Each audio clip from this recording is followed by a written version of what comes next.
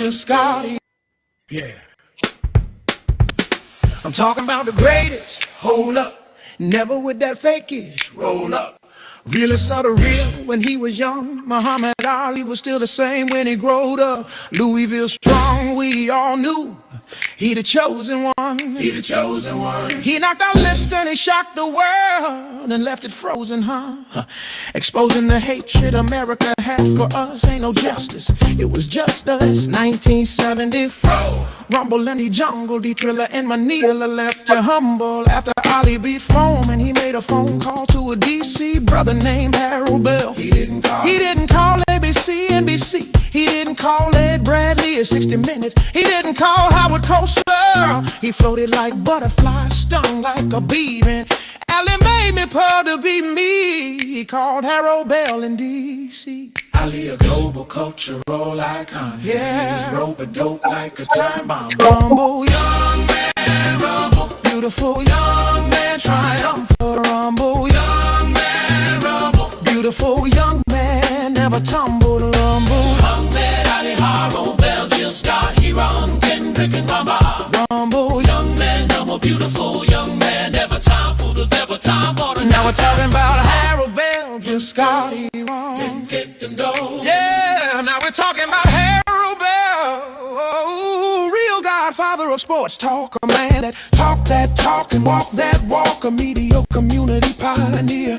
Share the same radio mic as P. Green. Over the air, his voice came through loud and clear. When the streets of the original Chocolate City were mean, they did not have to scream, yeah. Unlike today's radio host, the first black American to host and produce his own sports talk radio show in D.C. Oh yeah, this brother was bad G. The show was christened Inside Sports. The tag given to him by his wife Hattie T, stolen by the powers to be. His interviews and friendship with Ali and Red all were back. Put his Inside Sports talk show on the map on his radio show. He interviewed some of the most famous athletes, reverend and reviewed the people and the struggle. His wife Hattie T founded Kids in Trouble, incorporated in the Hillcrest Saturday program in 1968. Shortly after the DC riots, this idea was great and still is to this very date.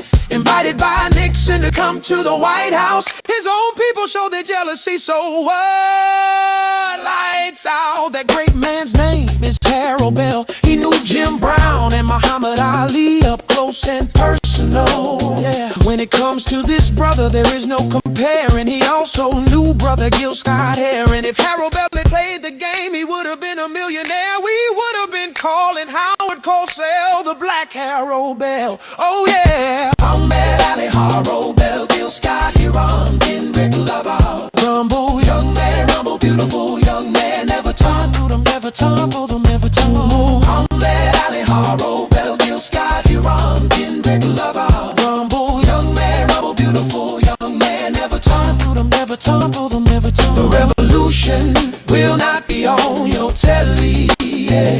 The revolution will not be on your celly, yeah.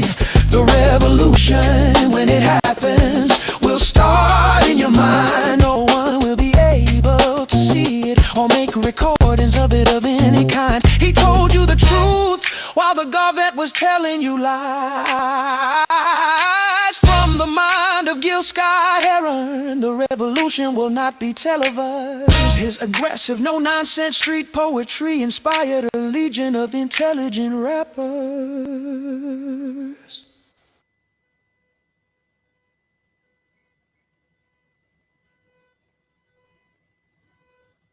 Welcome, everyone. It is me, Bach, everything DMV radio presenter. I'm here by way of Harold Bell as his co-host on the second chapter of the original Inside Sports. And I want to thank everybody who has tuned in over this first season, which today is our season finale of the second chapter of the original Inside Sports with Harold Bell. Today is special.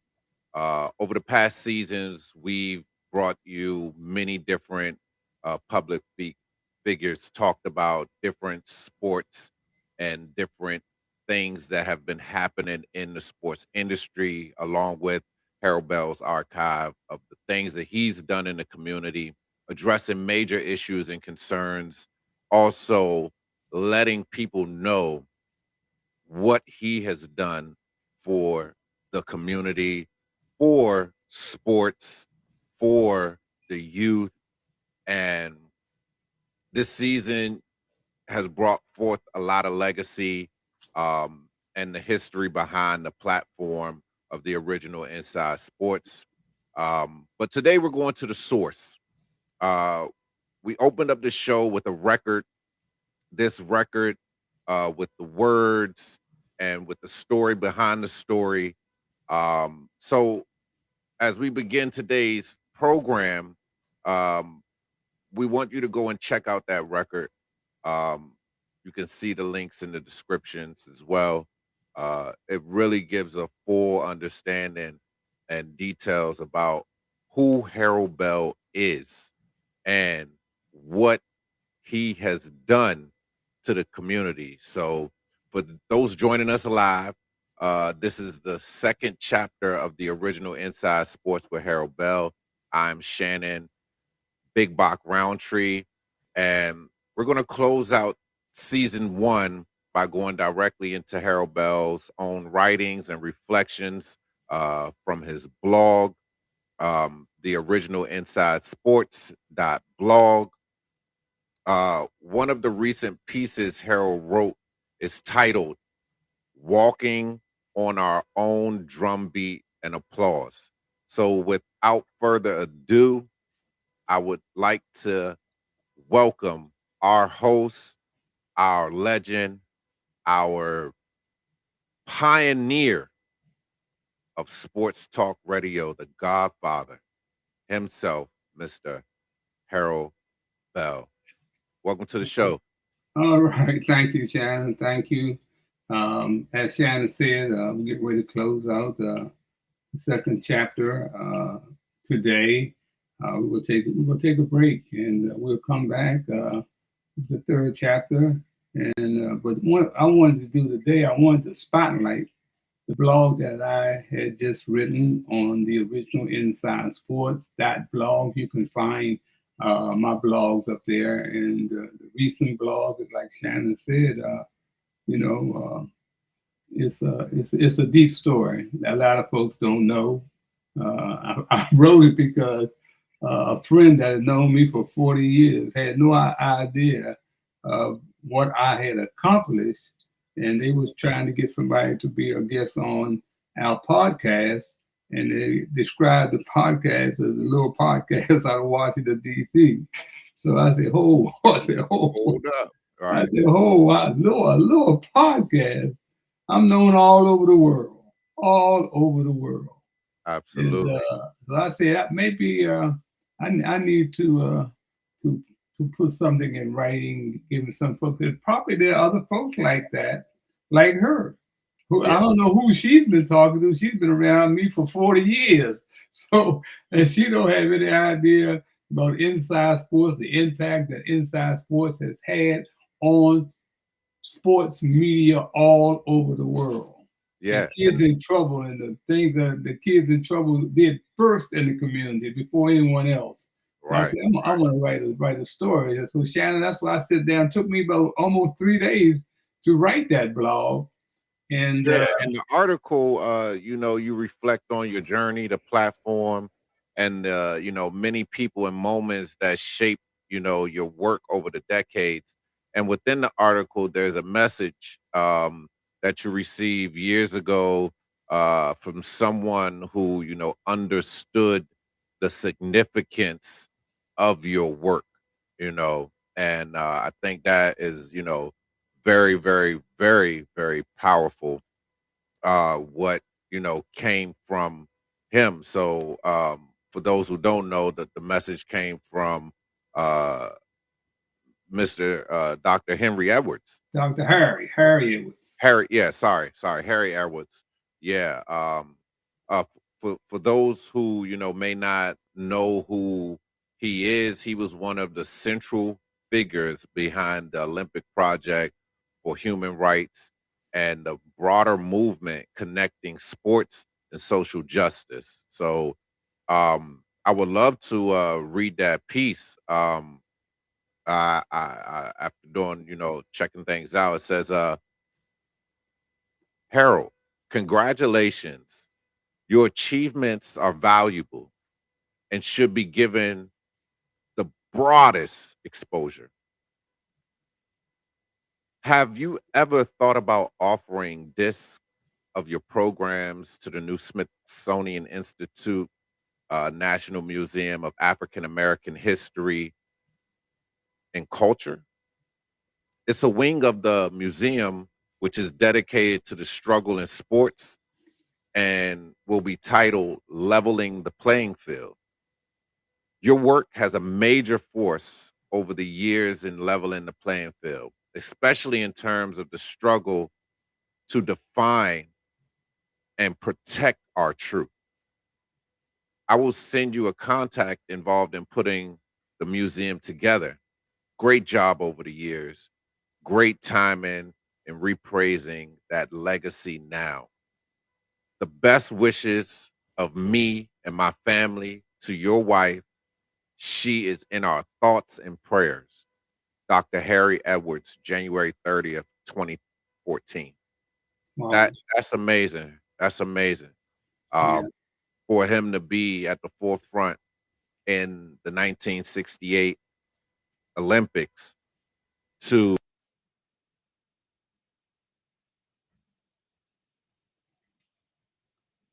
Yeah. Shannon, can you hear me? yeah, I can hear you. Okay.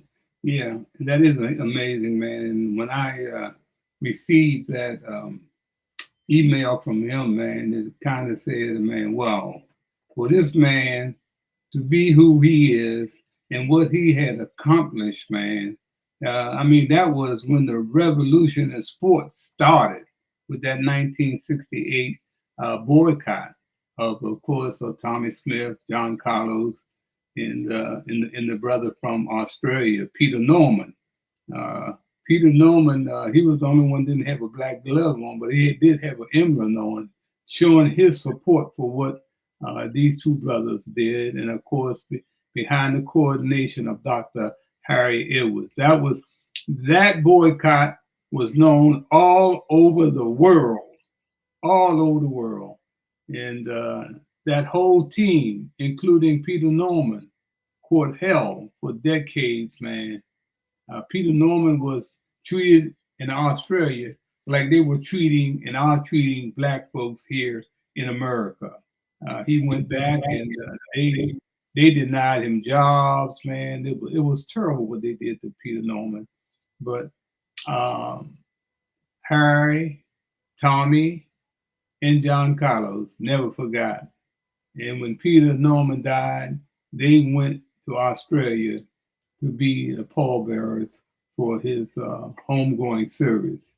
And I made a mistake too, man. You know, I'm flawed like everybody else. And that outstanding letter from Dr. Harry Edwards, man, really gave me hope, lifted me up, inspired me, you know. Even though it never accomplished going into the Smithsonian Museum, which was all political and politics. But, you know, I appreciate Harry saying that, you know, I changed the level, I changed the playing field for the black athlete by speaking out. I told our truth, but still, like I said, I'm human. I make mistakes, and I made a mistake, man, 2 years ago when I read in the Washington Post. I don't know why I was teed off at Harry or what, but it said that Harry was having problems with his health. And I just want to apologize for what I said in response to that article to Harry, who never meant me any harm. I mean, we didn't always agree. The three of us, Jim Brown and Harry Horton, I'm talking about Harry Edwards, something about my buddy. Harry Edwards on Inside Sports on Saturdays, man, was something to behold. I really followed their lead. I really did. So today I want to take time out and apologize. Maybe too little, too late, but I need to apologize to Dr. Harry Edwards. And this is what I'm saying in this letter to him. I said, "Hi, Harry. I hope this email finds you and yours well. It has been a minute since we last had a conversation. Harry, I am flawed like the next man, which means I make mistakes. And I did 2 years ago when I read in the Washington Post that you were having problems with your health. I have no idea how I could have been so pissed off at you because of the conversations you and I had regarding the talking heads in TV sports media today. Jim Brown, you, and I were always on the same page. These athletes had no clue to what was going on regarding the plight of the Black athlete in Black America. They were the gatekeepers that we despised. They were not like us. For me to write a blog titled The Last Will and Testimony, Dr. Harry Edwards, Dead Man Walking and Talking, that was not too bright. You would have thought that I was writing about the thoughtless Don King. The reason I'm writing this email is because I was using AI as a research tool for my second book titled For Whom the Bells Toll. One evening last month, there was a call from your number, but it only rung one time. I figured it must have been a pocket call and let it go. Today, I was researching our name regarding our relationship for over 50 plus years. The information was mind-blowing, especially where I read I claimed that my community work was just as significant as yours when it came to academics and activist roles. It went further when it said I had challenged the idea that you invented the wheel regarding community advocacy. I pointed to my work with kids in trouble and my early efforts to promote local athletes before they became famous. Harry, this AI is dangerous. I have never had the thought or have written such BS. I could not carry your jockey strap as an athlete. My academic prowess was light years behind you. Your struggle in the fight for equal and civil rights is second to none. Yes, I need to be cussed out, and you have looking to the sky when someone mentions my name in your space for that ill-timed blog regarding your health. The AIBS saying I belong on the same academic team or competing with you in the same circle where the shot put is being thrown is a little far-fetched. Harry, on January 30th, 2014, when I received that outstanding, inspiring email from you, man, that's second to none. It's second only to Muhammad Ali giving me the only interview after he knocked out George Foreman in the 8th round in Zaire, Africa. It was the biggest upset in boxing history and the most important fight of his career. The fight is now known as the Rumble in the Jungle. You know, I never get tired of watching that interview. And I never get tired of reading your thoughtful note from 2014. This may be too little, too late, but still I want to apologize. It was difficult to tell my wife of this careless choice of words that I had the nerve to put pen to paper. In closing, she has not forgotten how you and your family sent prayers up for her in 2014. We want to send prayers up for you and your family. Peace and blessings. Harold Bell.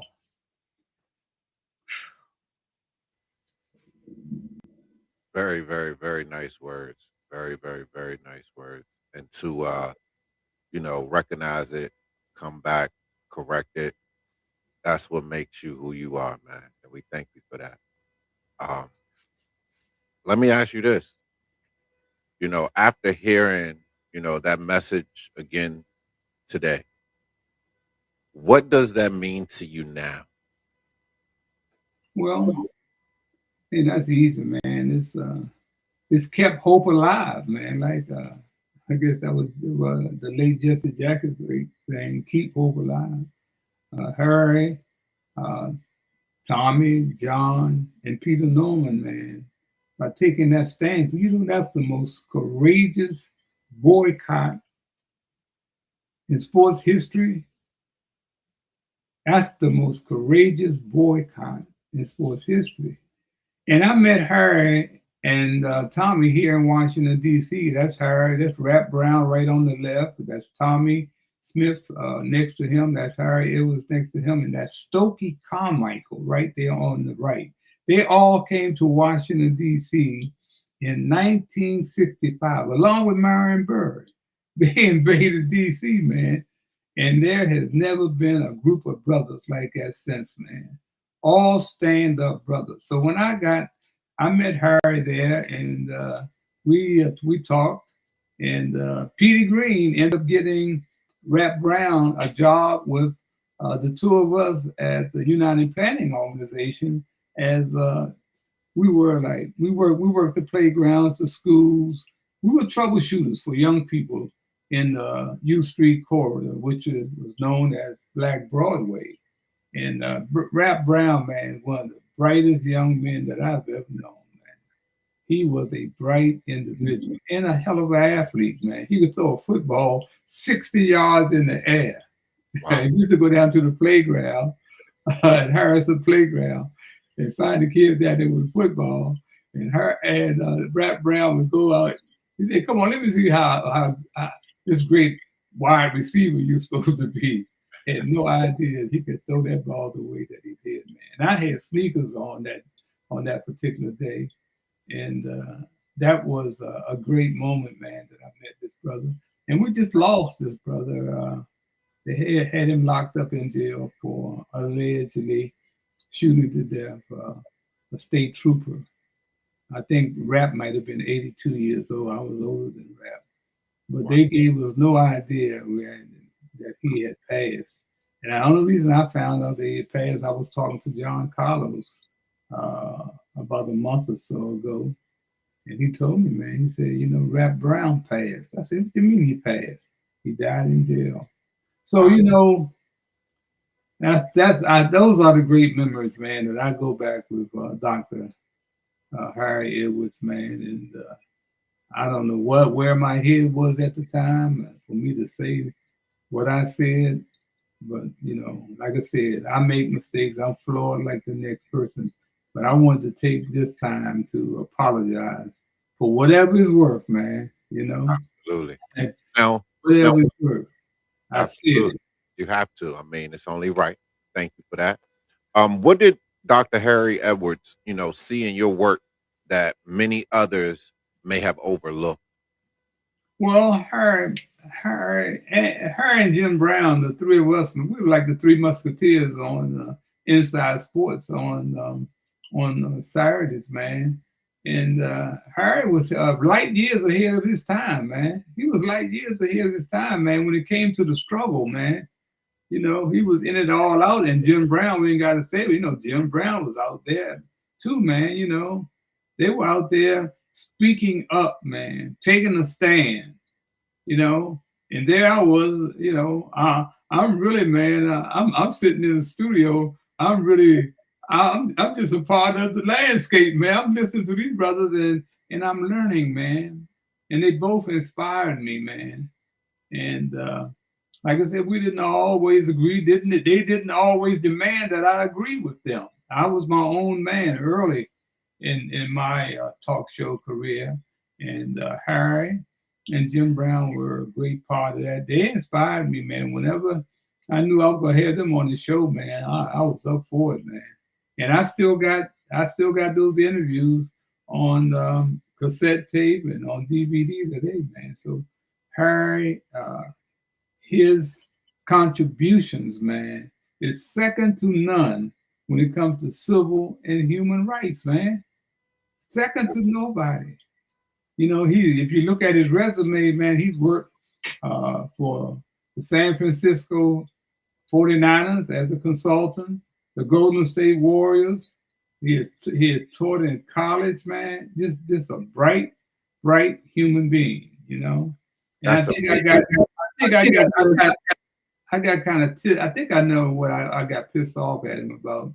That we were talking about these broadcasters, man, that were nothing but gatekeepers, you know, and cheerleaders. You know, that'd be part of our conversation, man. These guys got this national platform, but they're really not doing anything to support or enhance the plight of Black folks.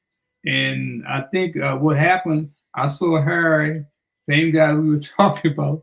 Harry's on the show with them, you know, talking about what's going on in the Black community. I said, hey, man, what the hell is going on, Harry? I'm sitting up there with so and so. I don't want to call their names, but but you got some idea what I'm talking about. And there was Jim Brown another time. But I finally realized that they had major platforms where they could get the word out. And you know, I was no longer really that big on the sports media scene because they had sent me through a lot of changes. But that's the only thing, and man, I think I just went off when I saw that article, man. And I said Harry was a dead man walking, man, because of his health problem. But anyway, let's take a break, man, and let's come back and let's talk about some other stories in that blog that you can find at www.theoriginalinsidesports.blog if you want to read it. Let's take that break, Shannon. They want to erase us. If there was ever a time to elevate our voices, share our stories, build our communities, embrace our creativity and ingenuity, as well as create safe spaces controlled and owned by us, it's now. Welcome to the Black Zone.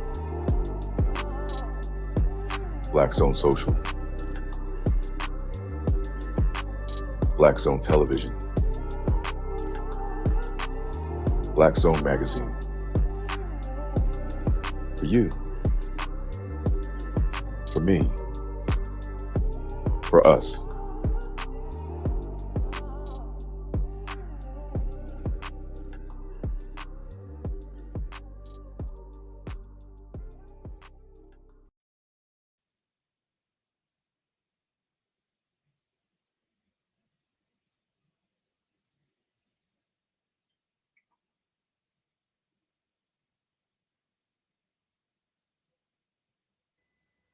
Okay, man. Welcome back. So, you know, for those who are just joining us, this is the second chapter of the original Inside Sports with Harold Bell. We want to thank everybody who are tuning in online. Um, Also, you could play this back on YouTube. But today's story is about, behind the platform. As HB said, his blog lays it all out for you so that you could see who he is, where he's come from, what he's done. Because a lot of people speak, but they don't really know you, even though you've been with them for, you know, many, many, many decades, man. So, um, you know, before there was, a debate show or talk show where, sports media was, talked about, before sports media became what it is today, there was a voice that were building conversations in real time. Harold Bell has often talked about what the early days of his journey was like and how he put these things together, from, time spent with figures like Petey Green to the development of his own broadcast path, and eventually, the creation of the original Inside Sports, which the name had to be changed to the original Inside Sports. And I'm sure he'll, get into all of that. But what makes this story powerful is, not just the broadcast, it is the relationships It is the people. It is the network of athletes, community leaders, journalists, and media figures that Harold encountered, brought along the way, and showed them. I mean, people like Dr. Harry Edwards, Congressman John Lewis, Red Auerbach, Earl Lloyd, Sonny Hill, Mayor Wilson Goody, Brian Gumble, James Brown, Kathy Hughes, and many others connected to the world of sports, media, and community leadership. These relationships tell a large story, a story about influence, a story about representation, and a story about making sure that the truth of those moments was recorded and shared.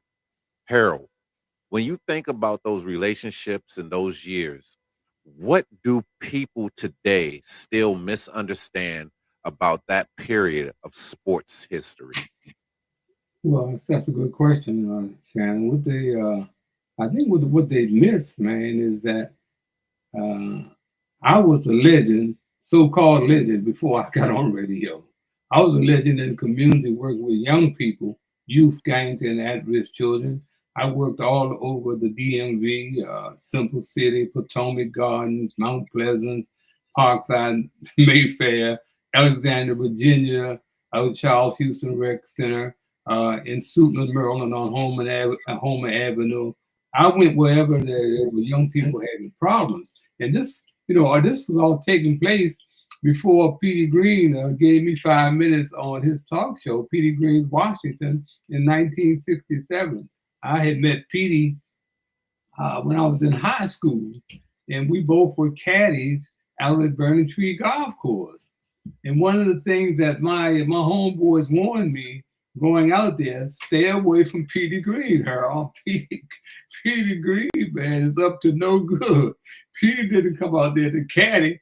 Petey would come out there, wait for us caddies, been out there walking with them bags all day.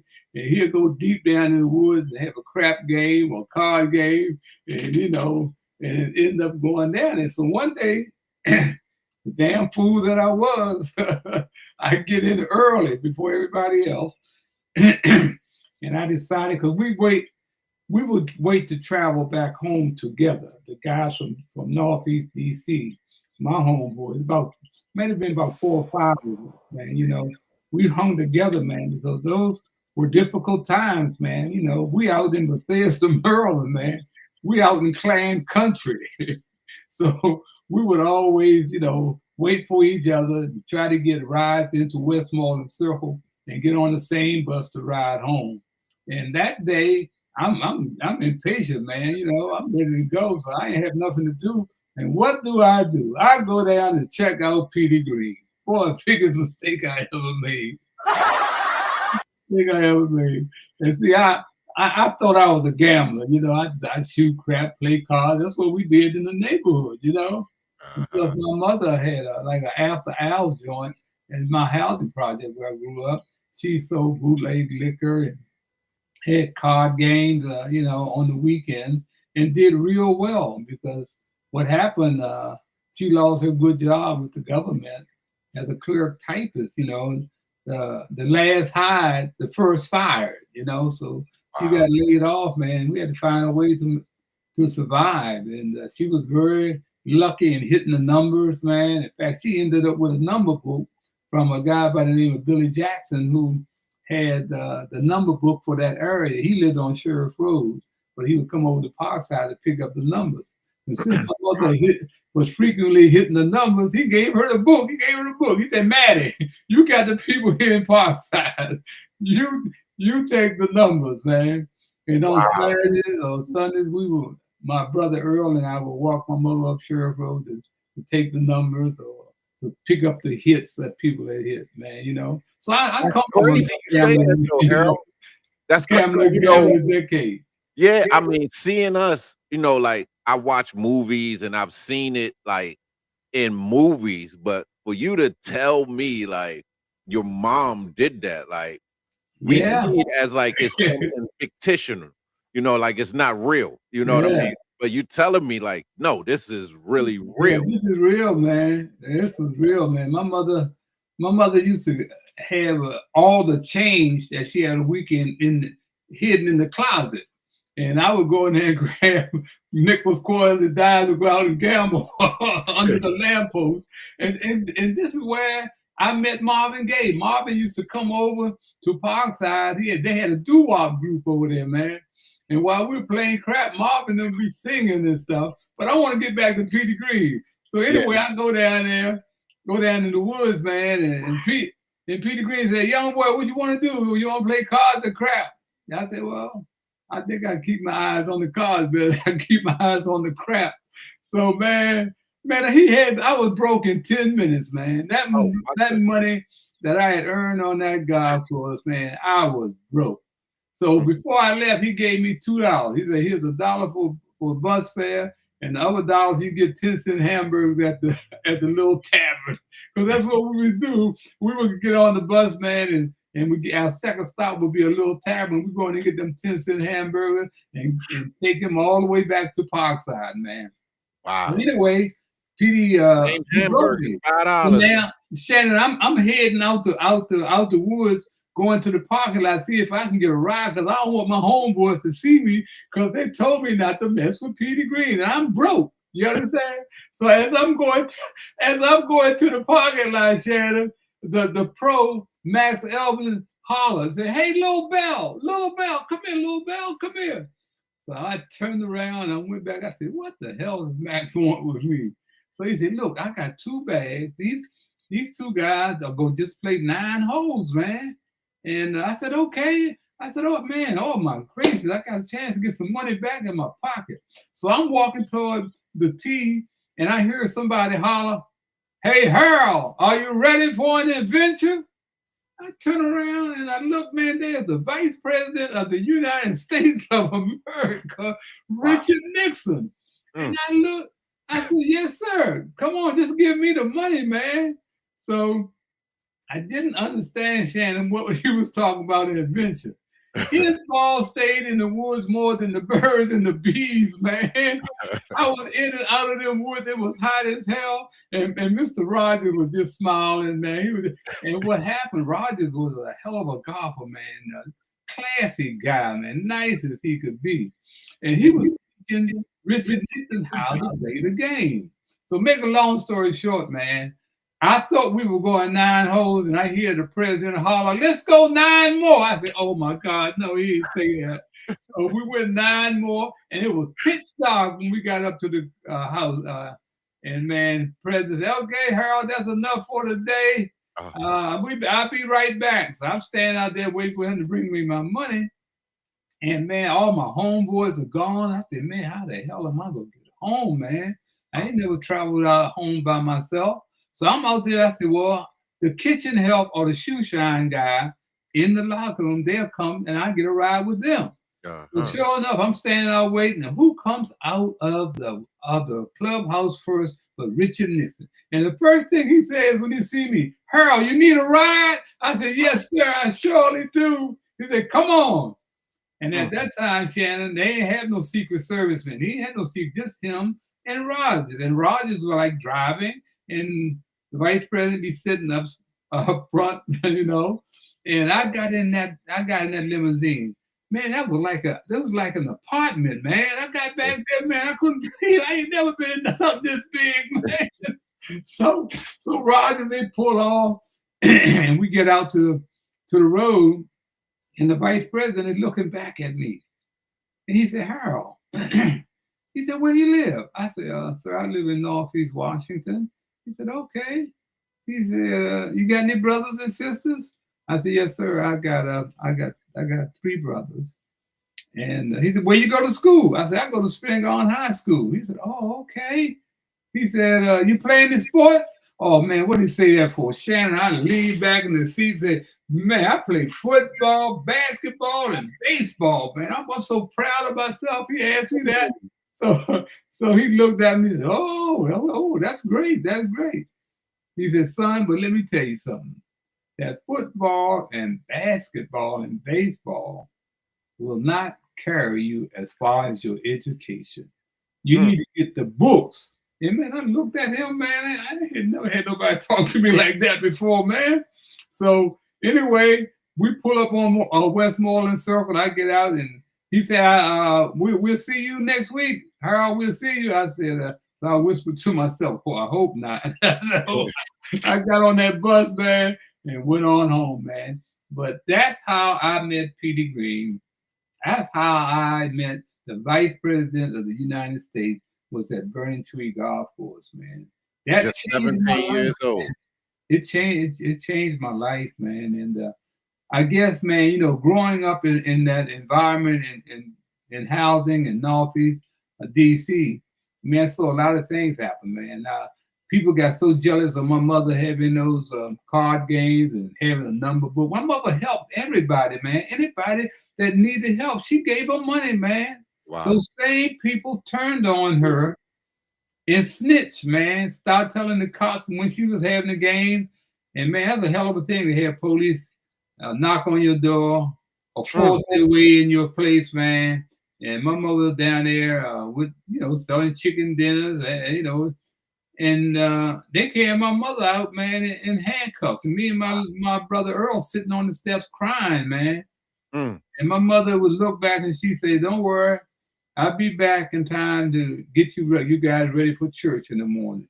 And a friend of ours from across the street, she would come over there and stay with us till my mother got back in. And my brother, her brother, Jody Wall, told me, because I was carrying groceries at the Safeway trying to help my mother make ends meet.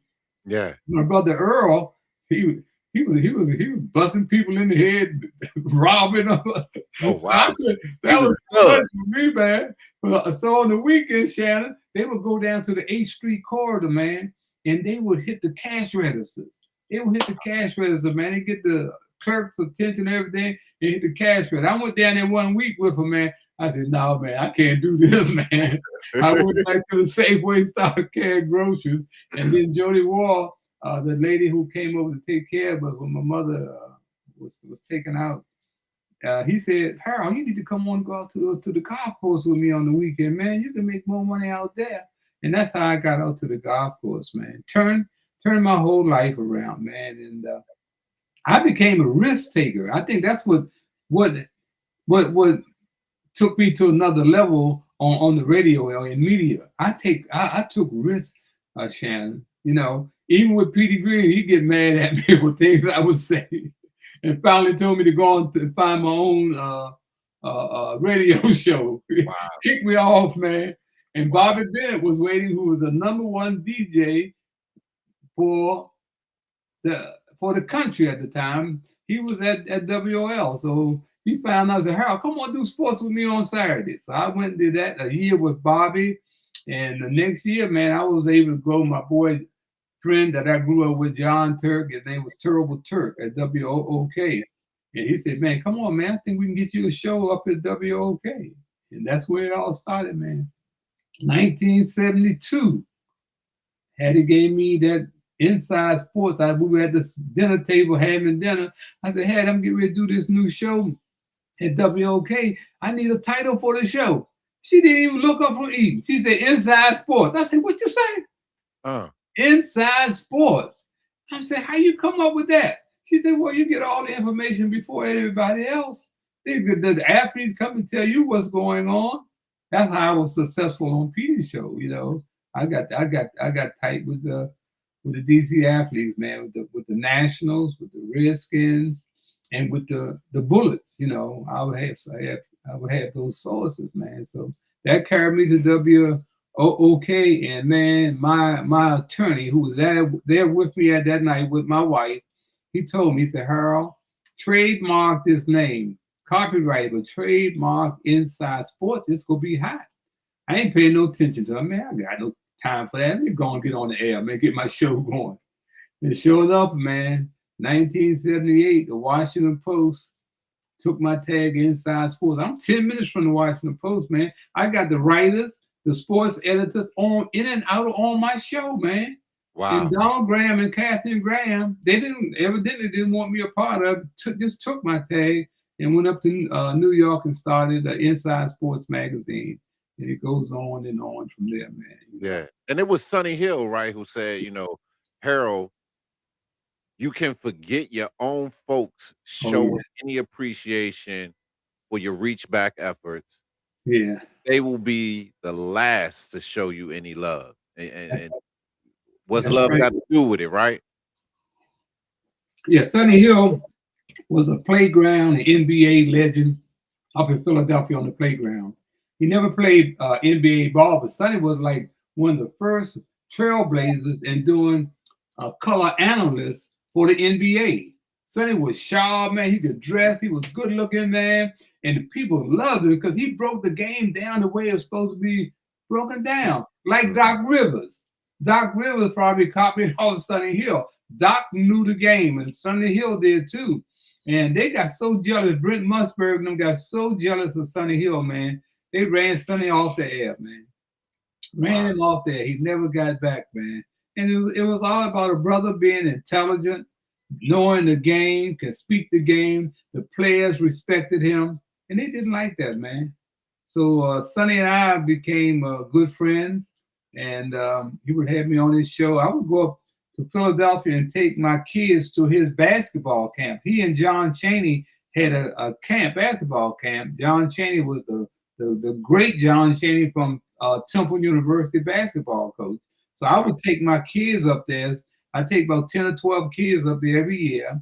They let me bring them up there free. I used to care Cassius Hughes' son, Alfred. He would be one of them little kids because she asked me to be a big brother to him because he had no dad. And she was struggling to make it as a receptionist at WHUR radio.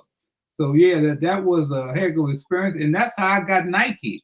I got my Nike job being up there with Sonny one summer. The guy from Nike, John Phillips, was in town from Portland, Oregon. And Sonny introduced me to him, and he found out from Washington, D.C. And you know what this brother said? Hey, man, how would you like to be the Nike representative on the East Coast? I said, what? He said, yeah, man, we look for somebody on the East Coast, man. And you sound like you the man.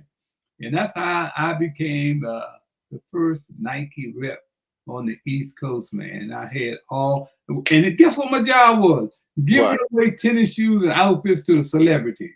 I put tennis shoes, outfits in the trunk of my car, ride around the playground, and give that stuff away, man. Wow. You know what I'm saying? That's amazing, man. That's amazing to be able to, to do that. You had mentioned, Bill and Scott, and then, the Grahams. Can you tell me a little bit more about that? Because they were the first ones to really were they the first ones to really take what you have and try to transform it into something? You mean the Washington Post as far as taking Inside Sports? Yeah. Oh yeah. Like I said, they were the first ones to understand. My show was so popular, Shannon, that I was on AM radio, Shannon. That's the weakest link on the radio dial. It's AM radio. I'm on a gospel station. And I had no idea, man, that so many people were listening to me, especially white folks. I only found that out when I went out to the Bullets game, or to the rest. And the white folks would stop me in the corridor, man, and tell me how much they were enjoying my show. And that time, Shannon, I was able to find one way and get my own sponsors. I was the first one to buy time from the radio station. I had Nike as a sponsor. I had Coca-Cola as a sponsor. Jim Brown got me Coca-Cola. I got Budweiser. I was the first sports and marketing rep for Budweiser on the East Coast. They told me to write my own job description. You know what I'm saying? Wow. They told me to write my own job description. But, man, the jealousy, man, that came along with those titles and those big paychecks from the Maryland State Lottery, man, can cause a lot of jealousy. I wasn't flaunting it, but I became a household name because I've given back to the community. And through Petey and I still remain friends. When this white guy at the Eastern Market gave Petey 50 turkeys for Thanksgiving, Petey called me and said, man, I got 50 turkeys, man. What can I do with them? So anyway, we end up dispensing those turkeys. Petey was the first one to do that. All this stuff you see them doing there, they followed me and Petey's lead when they came to the community. I think Petey, I ended up with 2 turkeys, and we gave the rest of them away, man. Wow. And Christmas toy parties, all that stuff, man. I started my first Christmas toy party, Shannon, was after the 1968 riots. I was on the streets for 3 nights and 3 days, man, during the riots, because I was a roving leader with the DC Department of Recreation. And when the riots started, man, I was down at 9th and U Street with Willie Wood of the Green Bay Packers. Well, Willie Wood, we hanging out. I know I had known Willie since high school, man. He was like one of my heroes. But Willie was playing with the Green Bay Packers, all pro. But when he came home, Shannon, during the off season, he had to get a job with the teaching or with the DC Recreation Department, because they weren't making them big checks like they making today, Shannon. You know, he had to get a second job. So that year, he was working as a roving leader, and we had just had lunch at a place called Chez Maurice. And we were standing out there, bright, sunshiny day, man, April 4th. And man, my man Harvey Cooper rode by in the car and hung out the window. We call Harvey the oldest teenager in the city. He hollered out, "Hey, Harold, they just shot Dr. King in Memphis." So Willie looked at me and said, "What did he say?" I said, "It sounded like he said they just shot Dr. King." And by that time, when we had lunch, people are coming, ladies and guys coming out there crying out the restaurant, man. And Willie looked at me and man said, "I think we're gonna have trouble, brother." I said, "Yeah, trouble's on the way." And so we started walking down U Street, and Willie said, "We got to call the office, see what they want us to do." And by that time, Luke Moore, who was the first Black modern-day U.S. Marshal, he followed Frederick Douglass in charge. And I think he got appointed by President Nixon as the first U.S. Marshal in charge. So Luke was known all over the place, one of the really classic guys. And the 3 of us walked arm in arm down U Street until we got to Ben's Chili Bowl. And Luke saw Ben and John Snipes and some other businessmen standing in front of the Chili Bowl. So he said, "Well, let me go over here and see what's happening, man." He said, "I'll be right back." So he went over, stayed a few minutes and came back. He said, Ben said they called him and they want all businesses to close down. Wow. He said, I got to go make a couple of calls, because Ben ain't got no business being closed down, and, you know, we'll have trouble. So by that time, Willie has gotten in contact with the DC Recreation Department with, what was our boss's name? I can't even think of his name now, but it'll come to me in a minute. But he said, "Tell Harold to go down to the precinct that Assistant Chief Brian wants to see him down there." So I did. I walked down to the precinct, which is about 2 or 3 blocks away. Willie went, I don't know where he went, but I didn't see him anymore. So I get down to the precinct, Shannon, I go in there, and the lady sitting at the desk say, "Mr. Bell, Chief O'Brien waiting for you downstairs." So I go downstairs, man, and there, man, these cops in full gear, man, rifles, gas, man. I said, "What the hell is going on?" So the chief sees me, he said, "Harold, come here, Harold, come here." So I go over there. He said, "Put your hand up." He swore me in as a police officer. Wow. Gave me a badge, man. I said, "Chief, where's the gun?" He said, "Boy, you better get out of here. I can't give you no gun." So I went out there. I spent 3 nights and 3 days out there. I was scared as hell. I wasn't scared because a lot of people didn't know me, but I was scared of one of them cops be thinking I was, I was out there rioting and take a shot at me. I was scared of, but I got through it, man. And that badge he gave me got me through the military barricades and the police barricades where I could go anywhere in DC. 1968. Around, man. It's the same time Harry Edwards doing his thing on the podium. Yeah, well, Harry and that crew got together, man, and they had been planning it, man. This just didn't happen spur of the moment.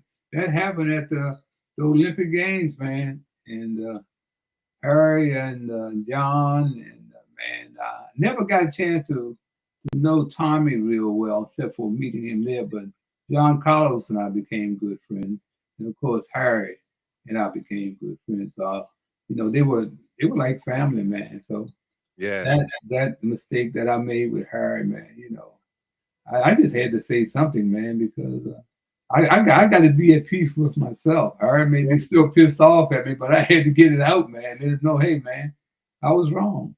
Yeah. And that's what we should do. That's what real men do, man. You confront each other. You got a problem?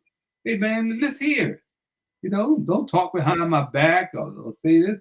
Let's say it to my face, Talk to me man. directly. Yeah. Nah. Let me ask you this though. During the time when you started doing, radio, and like right now we got all these different media platforms out. Now you were on the AM side, they still had FM, and then they had television. But you saying that like a lot of people were still tapping into, that AM side of radio. What was that like in using that media platform to, get things out? And how about reading? Was there any, papers or anything like just all that you had to compete with for you to do what you were able to do? What was that experience like? Well, what made my experience that much easier that I was on a gospel station, and religion is big in Washington D.C. And I came out of a church, Mount Airy Baptist Church, where my great grandfather laid the first brick to build in 1893. Wow. So I was from the church. I was comfortable, man, with the church thing. And I just got lucky, man, that Jim Vance and I became great friends.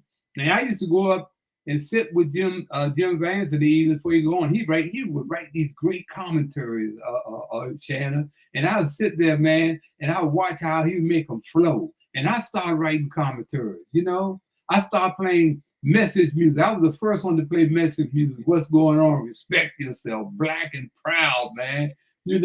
I was playing all of that stuff, man. People had never heard anything like that. So they would tune into me like, man, this brother is great, man. And then I would have all these great athletes. I was the first one to establish a media roundtable. Media folks never got together, Shannon, and sit down and talk about what was going on in the community. So I would have a media roundtable once a month with George Solomon. Oh man, I had Bill Rhoden, who wrote the book $40 Million Slaves. He was part of my roundtable. Wow. Dave Dupree from the Washington Post, George Solomon from the Washington Post, Brian Rosen from the Washington Post. I mixed it up every month, man. So my program was different, man.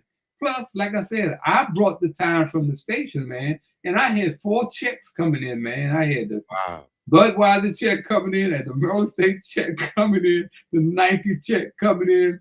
I even had the DC lottery, man. I had them all mixed up.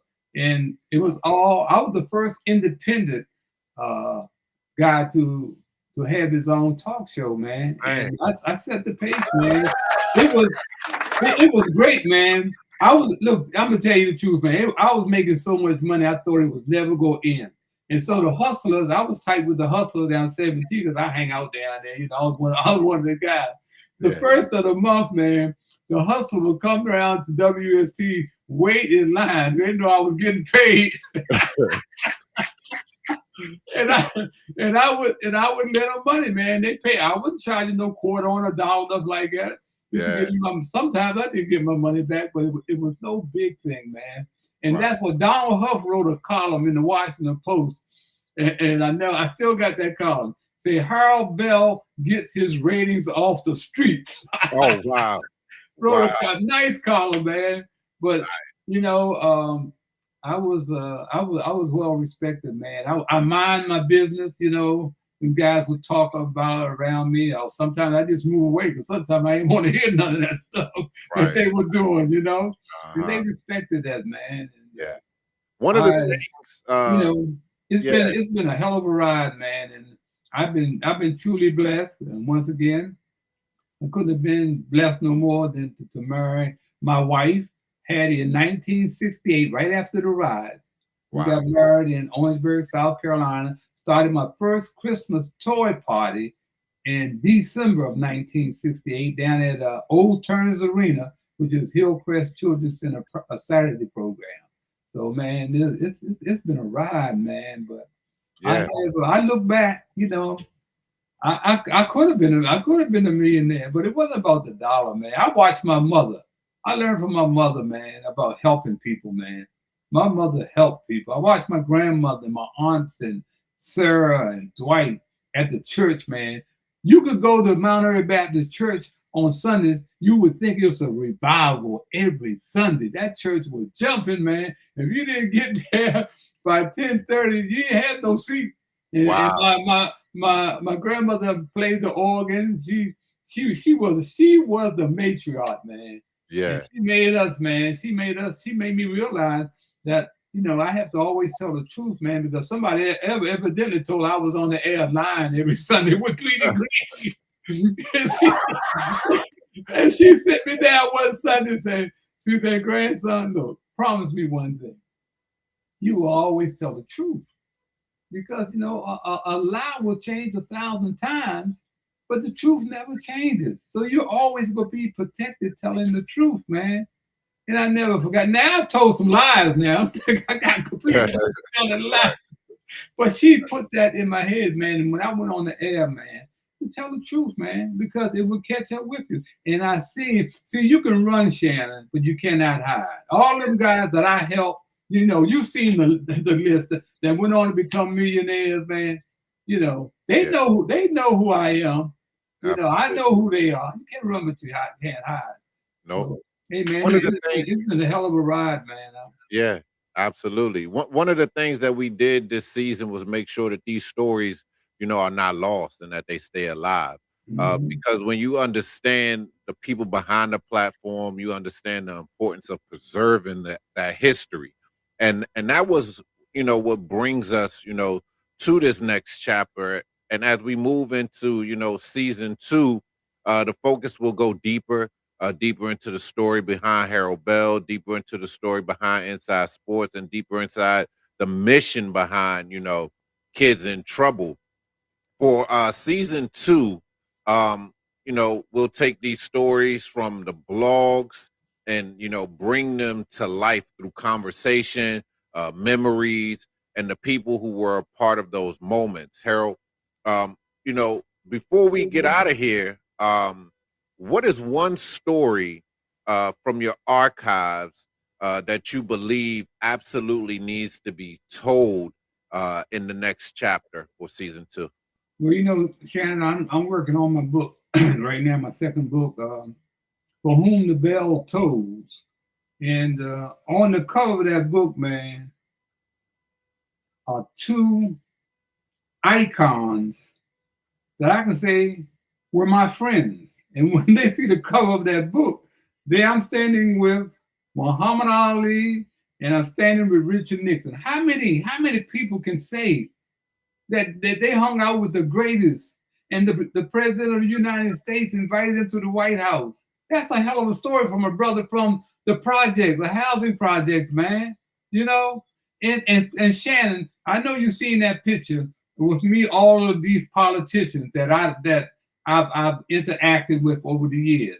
Absolutely. And I was able to cross the aisle. Republican or Democrat didn't make no difference, man. Because you know what? The children made the difference. They know that they were helping me help the children, man. You understand?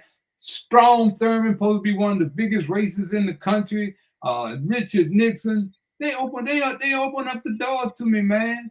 My man, Decatur Trotter, Steny Hoyer, who has been like a lifesaver since Decatur Trotter died in 2004. And now Steny Hoyer is retiring after almost 60 years in office. You know, he has to be tired because he has really carried the Black community in Prince George's County. And I don't see anybody else, man, coming in to replace him.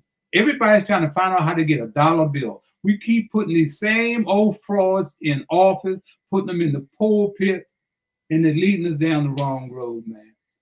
You know, they're my man, John Lewis, with Steny. They were like brothers in the struggle.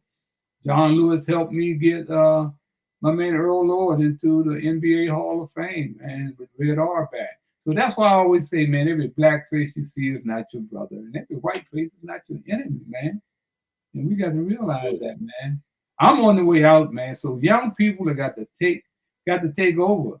These old folks got to step aside, man. And let these young people come in, because these are very difficult times. I never thought that I would see this day, man. Right. With this out racism coming from the White House. Right. Coming from the White House. Man, I know. Standing on the step. Masks. Yeah. From being there. Masks on, man. It's dangerous out there, man. And it's hard to trust each other because everybody is for themselves. It's about me, man. Yeah. I'm thankful, man, that I've been able to accomplish the things. Thank Dr. Harry Edwards, thank Muhammad Ali, thank Richard Nixon, man, thank my wife, and thank some folks who have not forgotten that I was there for them. I always knew young people were watching me, Shannon. That's why they never saw me drinking a beer, shooting crap on the playgrounds, or none of that stuff. And when I come out, they say, "Uh-oh, here comes Mr. Bell." I got to cut that out. Right. Yeah. So it's been a hell of a life, man. And, Muhammad Ali, Muhammad Ali to give you the only interview, Shannon, after the biggest fight of his career. He done met reporters all around the world. But when he got back to New York, who did he call? That's unheard of. He picked up the phone and called me, man. Yeah. That is crazy, man. Yeah, no, that is crazy. That is insane. But that is incredible. And that just shows, the plight of who you are, what you represent, and what you've done. So, Harold Bell, we want to thank you. And this is Inside Sports. If you have not read that article, go check that out as well. It was written in 2018 by Alex Belf. Inside Sports, the oral history. You could definitely learn a lot more about Mr. Harold Bell, his legacy, Kids in Trouble, Hattie T, all the great work that they've done. But we want to thank you, Harold. Hey, Shannon, thank you, man, for coming aboard, man, and taking, being an executive producer and co-host, man, and telling the story the way it should have been told, because it needs to be told. And this is a time for me, at least get in the archives of some of the great people that helped make me great. Because there's some great people that helped make me great, man. That's what it's about. We got to keep reaching back. Absolutely. So thank you, Harold, and thanks to everybody who's watched, listened, and supported the first season of the second chapter of the original Inside Sports. It was, a great reminder of, all of the history of this area of the world. I mean, this guy's international. You want to know more. We want you to know more. This has been the season 1 finale of the second chapter of the original Inside Sports with Harold Bell. I'm Shannon Big Bach Roundtree, and we will see you all in season 2. Thank you, Harold. We love you. Love you, man.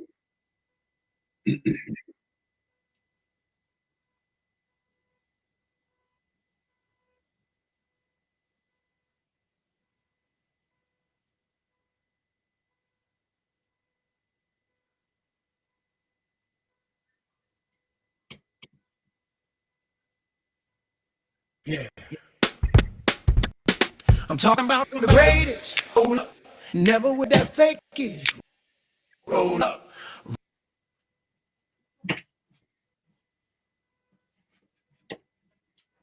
Really saw the real when he was young. Muhammad Ali was still the same when he growed up. Louisville strong, we all knew. He the chosen one. He the chosen one. He knocked our list and he shocked the world and left it frozen, huh? Exposing the hatred America had for us. Ain't no justice. It was just us. 1974. Rumble in the jungle, the Thriller and Manila left you humble after Ali beat Foam and he made a phone call to a DC brother named Harold Bell. He didn't call ABC, NBC. He didn't call Ed Bradley at 60 Minutes. He didn't call Howard Cosell. He floated like butterflies, stung like a bee. And Ali made me proud to be me. called Harold Bell in D.C. Ali, a global cultural icon. Yeah, he's rope a dope like a time bomb. Rumble, young man, rumble. Beautiful young man, triumph for the rumble. Young man, rumble. Beautiful young man, never tumble the rumble. Young man, Ali, Harold Bell just got here on Kendrick and Mama. Rumble, young man, humble, beautiful young man, never time for the devil, time for the. Now we're talking about Harold Bell, just got here on. Yeah, talking about Harold Bell, real godfather of sports talk, a man that talk and walk that walk, a media community pioneer. Share the same radio mic as P. Green. Over there, his voice came through loud and clear. When the streets of the original Chocolate City were mean, they did not have to scream, yeah. Unlike today's radio host, the first black American to host and produce his own sports talk radio show in D.C. Oh yeah, this brother was bad G. The show was christened Inside Sports, the tag given to him by his wife Hattie T, stolen by the powers to be. His interviews and friendship with Ali and Red all were back. Put his Inside Sports talk show on the map on his radio show. He interviewed some of the most famous athletes, reverend and reviewed the people in the struggle. His wife Hattie T found the kids in trouble, incorporated in the Hillcrest Saturday program in 1968. Shortly after the D.C. riots, this idea was great and still is to this very date. Invited by Nixon to come to the White House, his own people showed their jealousy, so what? Lights out, that great